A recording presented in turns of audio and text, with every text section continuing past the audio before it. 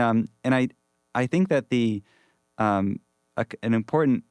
and I don't know how constructive that whole debate was, but I think an important kind of upshot of the Good Samaritan is that, of the Good Samaritan parable, is that if something happens in front of you, right? If you are encountering human suffering in front of you, then as a Christian, politics of the situation, whatever they are, you're called to respond, right? And Benedict XVI is really good on this in Jesus of Nazareth, where he in his kind of exegesis of the parable of the Good Samaritan, he talks about putting a kind of modern person in the shoes of the Samaritan and seeing the man who's on the side of the road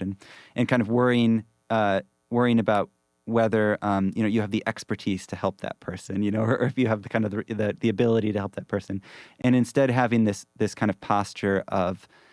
like, I got to help. If I see kind of real suffering in front of me, I got to help in some way. And there's prudence involved in that as well, with different situations you encounter. But to me, this is not a nuanced discussion of immigration policy or what rule of law has to do with managing borders and that sort of thing. However, there's definitely at this moment a real danger in the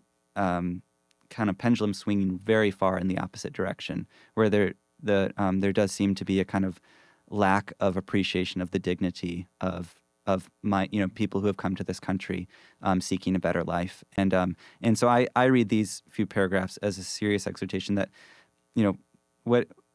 this is just kind of fundamentally true. Like these people have dignity, right? And even if they're being deported, if they're not being deported, like, they have dignity, and they need to be respected. So anyway, I guess I read it in that